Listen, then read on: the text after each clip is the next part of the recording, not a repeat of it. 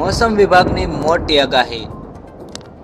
ગુજરાતમાં ભારે વરસાદથી વડોદરામાં પણ ચિંતાજનક સ્થિતિ સર્જાઈ છે. સર્વત્ર જગ્યા પર જળાશયો ભરાયા છે અને સર્વત્ર જગ્યા પર વરસાદી વાતાવરણના લીધે ઠેર ઠેર પાણી ભરાયા છે. તો ગુજરાતમાં 33 જિલ્લાઓ થયા છે રેડ એલર્ટ. તો સૌરાષ્ટ્ર કચ્છના દરિયામાં પણ તોફાન આવવાની સંભાવનાઓ રહેલી છે. ભારતીય કોસ્ટગાર્ડ દ્વારા માછીમારોને કરાયા છે રેડ એલર્ટ.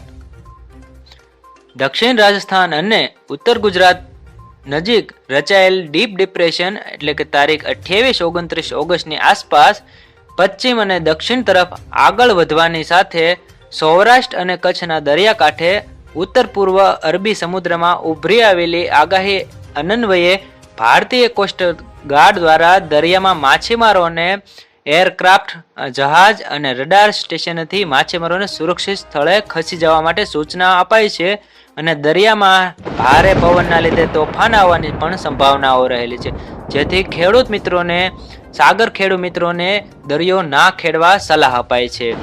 તો ગુજરાતમાં હાલ તો 33 જિલ્લાઓ થયા છે રેડ એલર્ટ. ગુજરાતના સર્વત્ર વિસ્તારોમાં સર્વત્ર રાજ્યના ઘણા બધા જિલ્લાઓ કરાયા છે રેડ એલર્ટ. એના પગલે વરસાદ અને પવનનું જોર વધ્યું છે. વીજળીના કડાકા ભડાકા સાથે આ બધા વિસ્તારો સંક્રમિત થયા છે, જેથી લોકોને સાવચેત રહેવા જાણકારી અપાઈ છે. નમસ્કાર ખેડૂત મિત્રો, સ્વાગત છે તમારું આપણી ન્યૂઝ ચેનલમાં. આજે હવામાન વિભાગના મોટા સમાચાર આવ્યા છે. આજે તારીખ 27 ઓગસ્ટના હવામાન વિભાગના મોટા સમાચાર આવ્યા છે. આગામી 24 કલાક ભારે રહેવાની સંભાવના છે. તો મિની વાવાઝોડું સાથે પવન અને વરસાદ આવવાની સંભાવનાઓ રહેલી છે. તો સમગ્ર ઘટના શું બનશે અને કેટલા જિલ્લાઓ રેડ એલર્ટ પર છે, સંપૂર્ણ માહિતી જોઈશું. કેટલા વિસ્તારોમાં ભરપૂર પાણી આવવાની શક્યતા છે, તો કેટલાક ડેમો ભરાણા છે, તો સંપૂર્ણ માહિતી જોઈશું. ગુજરાતમાં કેટલા દિવસ સુધી કયા જિલ્લાઓમાં પડશે ભારેથી અતિ ભારે વરસાદ, સંપૂર્ણ માહિતી જોઈશું. મિત્રો, વિડીયોમાં અંત સુધી જોતા રહેજો અને વિડીયોમાં લાઇક અને સબસ્ક્રાઇબ કરવાનું બાકી હોય તો સબસ્ક્રાઇબ કરી નાખજો. વિડીયો કેપ્શન: ગુજરાતમાં કેટલા દિવસ સુધી કયા જિલ્લામાં વરસાદ પડી શકે છે. ગુજરાતમાં આટલા જિલ્લાઓમાં વધારે વરસાદ પડશે: ભાવનગર, અમદાવાદ, સુરેન્દ્રનગર, ડાંગ, સુરત, વલસાડ વગેરે વિસ્તારોમાં અત્યંત ભારે વરસાદ પડવાની સંભાવના છે.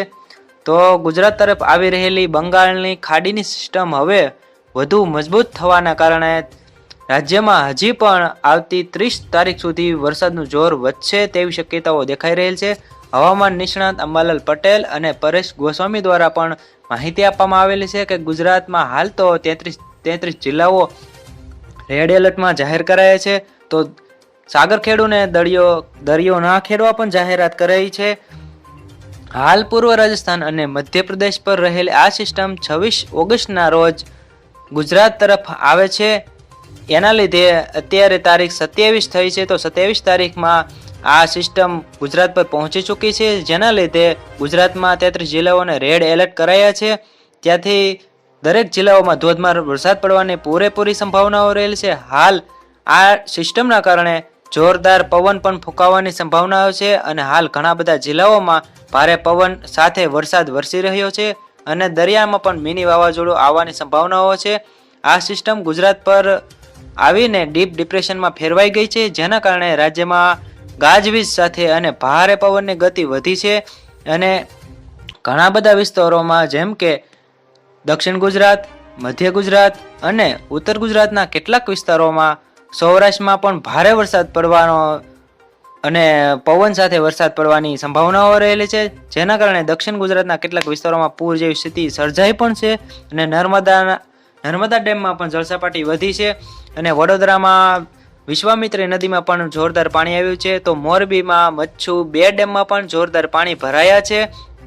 આ સિસ્ટમ ગુજરાતની નજીક આવવાની સાથે મોન્સૂન ટ્રફ જે કેટલાક દિવસથી ઉત્તર ભારત પર હતી તે હવે રાજસ્થાન પર આવી ગઈ છે, જેના કારણે તેની અસર રાજસ્થાન અને ગુજરાત તથા મધ્યપ્રદેશના કેટલાક વિસ્તારોમાં ભારેથી અતિ ભારે વરસાદ પડવાની સંભાવનાઓ રહેલી છે. મિત્રો, તો ખેડૂત મિત્રો, તમને જણાવી દઈએ કે જ્યારે દક્ષિણ ગુજરાતથી કેરળ સુધી એક ઓફ શોર્ટ ટ્રફ રેખા સક્રિય થઈ છે, જેના કારણે મહારાષ્ટ્ર અને કોંકણ અને ગોવાના કેટલાક વિસ્તારોમાં ભારે વરસાદ પડ્યો છે જેના કારણે ચોમાસું વધુ સક્રિય બન્યું છે.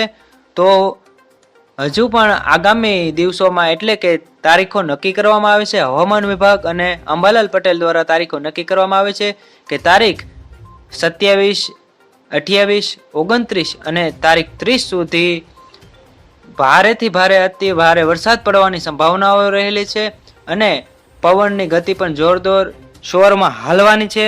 એના લીધે દરિયામાં પણ મોટી મોટી લહેરો ઉછળવાની શક્યતાઓ રહેલી છે. તો વધુ સમાચારો જોવા માટે અમારી ચેનલ લાઈક અને સબસ્ક્રાઇબ કરવાનું ચૂકશો નહીં. ધન્યવાદ.